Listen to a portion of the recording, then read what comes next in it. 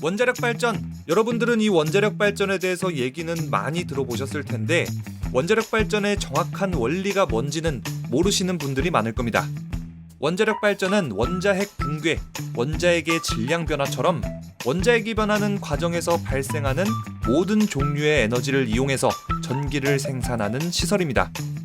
이때 원자핵의 변화 과정에는 핵 분열, 핵 융합, 방사성 붕괴 이렇게 세 가지가 있는데요.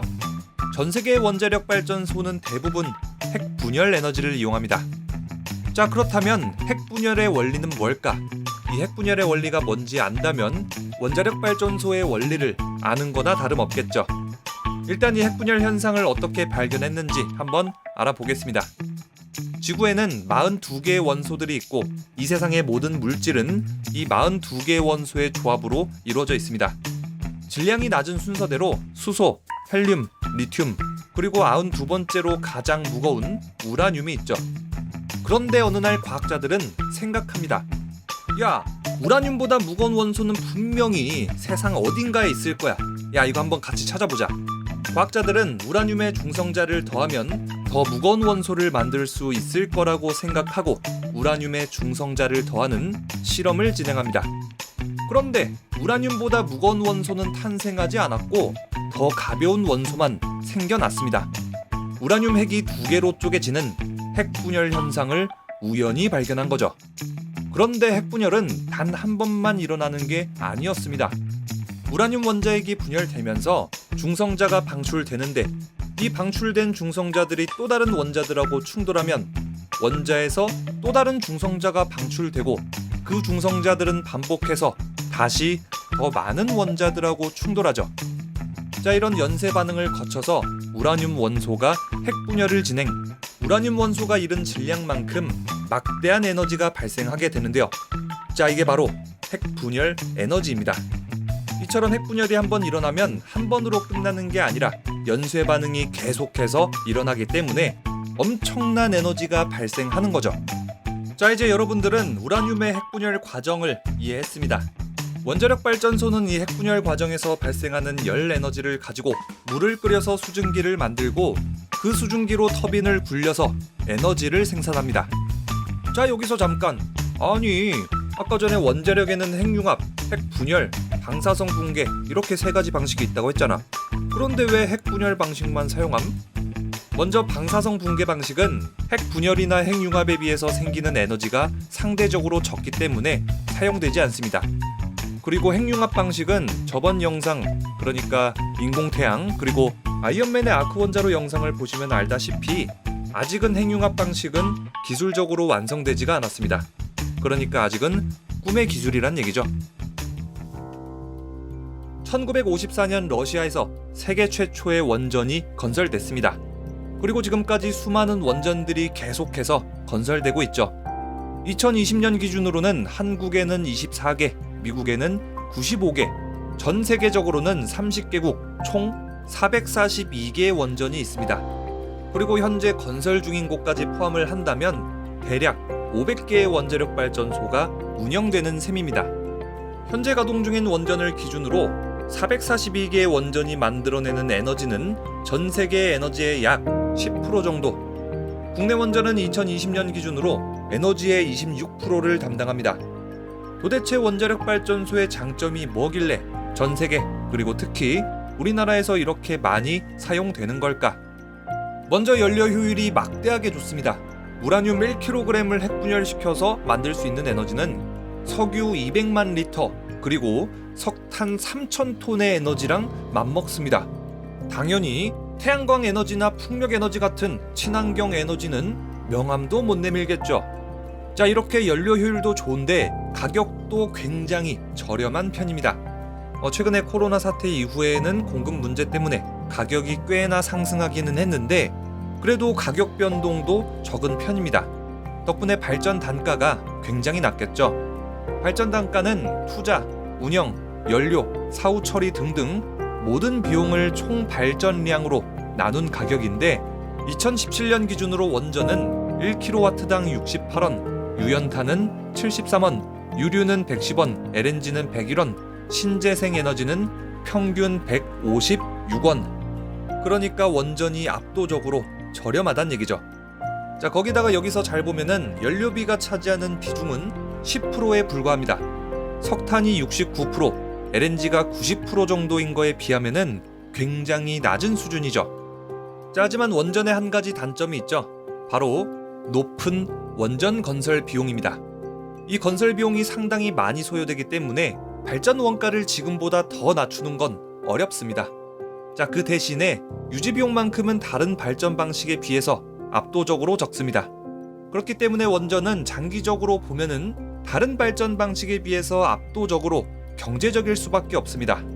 게다가 우리나라는 대부분의 자원을 외국에서 수입해오는 형국인데 이런 우리나라 특성에 맞는 발전 방식이 바로 원자력 발전 방식인 거죠.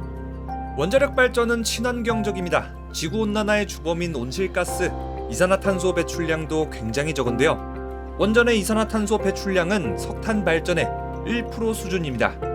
전문가들은 이 온실가스 배출 저감량을 돈으로 환산한다면 한 해 3조 원 이상의 경제적 가치가 있는 것으로 분석하고 있습니다.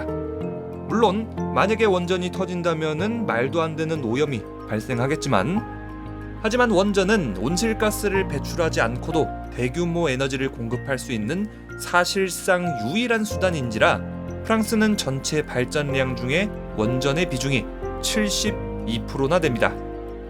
석유, 셰일가스 같은 것들은 우리나라에서 전혀 안 나오죠. 그런데 만약에 또 오일 쇼크 같은 에너지 전쟁이 발생한다든지 다른 나라에서 갑자기 외교 문제로 수출 제한을 우리나라한테 걸어버린다 하면은 우리는 그냥 꼼짝없이 기름이고 가스고 못 쓰게 되는 겁니다. 그런데 우라늄의 경우에는 그렇지가 않습니다. 우선 우라늄 매장 국가는 몇몇 국가에만 집중되어 있지가 않고요. 지구 전역에 골고루 매장된 편입니다. 추가적으로 바닷물에도 무궁무진한 양의 우라늄이 녹아 있습니다. 앞으로 기술이 좀 더 발전을 한다면은 사용 가능한 우라늄의 양은 압도적으로 증가할 겁니다. 게다가 우리나라의 경우는 농축 우라늄만을 수입해서 원전 연료 형태로 제작할 수 있는 가공 공정이 있기 때문에 연료를 안정적으로 공급할 수 있습니다. 아니 근데 친환경 발전 있잖아요. 태양열, 풍력 발전 이런 거는 연료 공급 문제 없지 않나요? 왜 없습니까? 문제 있죠. 일단 이런 신재생 에너지들은 현재는 발전 용량이 너무 작고 공사하고 설치하는 비용도 너무 비쌉니다. 한마디로 가성비가 최악이란 얘기죠. 게다가 발전할 때는 지리적이나 기후적인 제약도 너무 많이 받습니다. 하지만 원자력 발전소는 고장 같은 걸 제외하고 외부 요소의 영향을 전혀 받지 않고 전기를 안정적으로 공급할 수 있습니다. 그런데 원자력 발전소는 단점이 없을까? 원자력 발전소의 단점이 왜 없겠습니까? 일단 첫 번째 단점으로는 방사성 폐기물입니다. 과거에 원전에 대한 감시가 약간은 느슨했던 시기, 많은 업체들은 해양 투기가 금지되기 전까지는 방사성 폐기물들을 바다에 버렸습니다.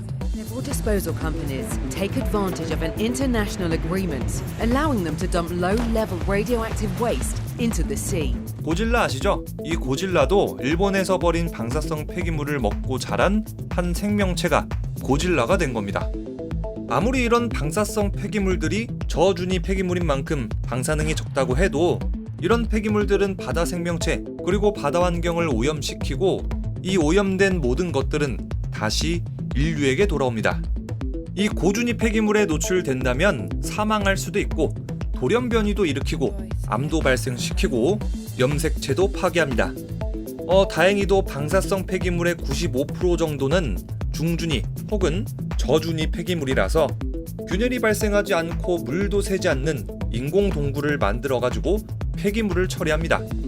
반감기가 짧은 핵종의 경우에는 30m 정도 땅을 파내가지고 콘크리트 구조물을 만들어서 방사성 폐기물을 저장하죠. 재처리가 불가능한 4% 정도의 고준위 폐기물들은 지하 500에서 1000m 정도의 안반층에다가 격리해서 장기적으로 안정을 취한다고 합니다. 자, 그러니까 원자력 발전소를 이용한 발전 방식은 태생적으로 엄청 위험한 게 사실이다 라는 얘기입니다. 추가적으로 방사능 폐기물을 처분하는 데 드는 비용도 만만치 않은데요. 고준위 방사성 폐기물의 처리 비용은 최소 64조라고 합니다. 또 이런 방사능 폐기물을 계속 만들어내다 보면은 이 폐기물을 처리할 시설이나 공간이 부족해질 염려도 있겠죠. 다음, 정말 극단적으로 가봅시다. 보통 원전은 영화 판도라처럼 폭발하거나 픽폭되거나 이럴 가능성이 매우 희박하지만은 그래도 만약에 원전이 폭발하게 된다면 그 여파는 상상을 초월합니다. 미국의 쓰리마일 섬, 체르노빌, 그리고 후쿠시마 원전 사고가 아주 적절한 예겠죠. 이 사고들은 여러분들 이미 전부 다 거의 모를 리가 없을 테니까 추가적인 설명을 해드릴 필요가 없겠죠? 그런데 원전 사고, 핵 폐기물로 대표되는 원자력 발전소의 단점을 보완한 미친 천재가 있습니다. 바로 빌 게이츠. 빌 게이츠는 원자력 발전소를 근본부터 뜯어 고쳐서 절대로 사고 날 일이 없는 원전을 설계합니다. 게다가 빌 게이츠는 핵 폐기물 재사용 연구를 계속해서 해왔는데 결국에는 핵 폐기물 재사용에 성공합니다. 다음 컨텐츠는 빌 게이츠의 원자력 발전소 재설계입니다. 그럼 지금까지 리뷰형이었습니다.